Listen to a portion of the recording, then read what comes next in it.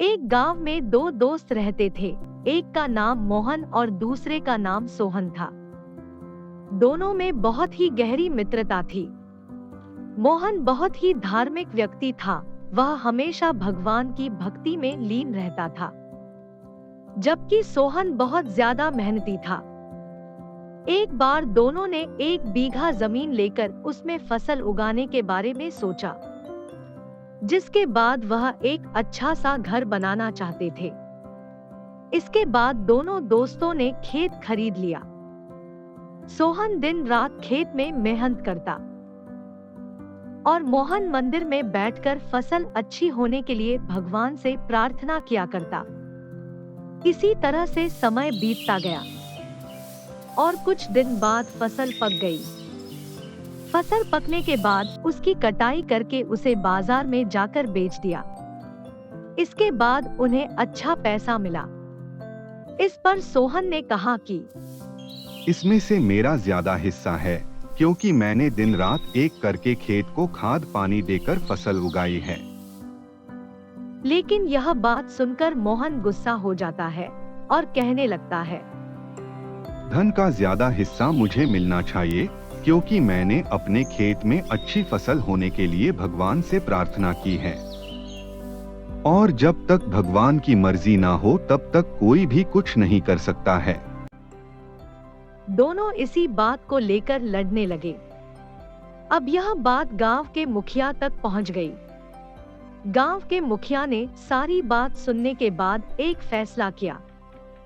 मुखिया ने दोनों दोस्तों को चावलों की एक बोरी दी।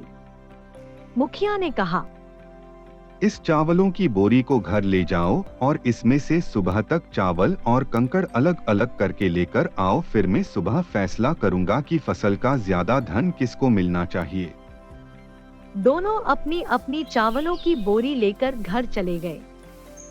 सोहन अपने चावलों की बोरी को खोलकर उसमें से कंकड़ अलग अलग करने में लग गया।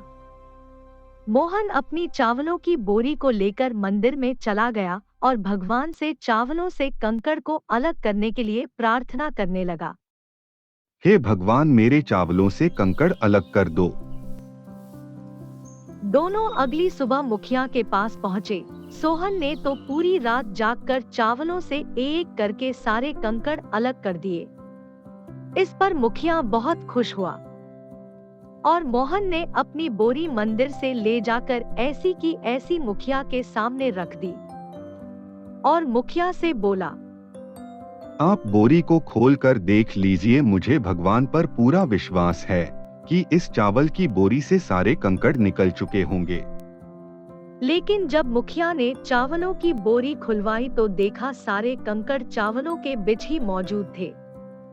मुखिया ने मोहन को समझाते हुए कहा कि भगवान भी हमारी मदद जब ही करते जब हम अपनी तरफ से मेहनत करते हैं। यह बात समझाते हुए मुखिया ने फसल का ज्यादा धन सोहन को दे दिया। इसके बाद से मोहन भी सोहन के साथ खेत में मन लगाकर मेहनत करने लगा। इस बार इनके खेत में और भी ज्यादा अच्छी फसल हुई। यह कहानी हमें सिखाती है कि हमें कभी भी पूरी तरह से भगवान के भरोसे पर नहीं बैठना चाहिए, क्योंकि भगवान भी हमारी सहायता तभी करते हैं जब हम अपनी तरफ से मेहनत करते हैं। हर हर महादेव। बाय बाय दोस्तों, टेक केयर।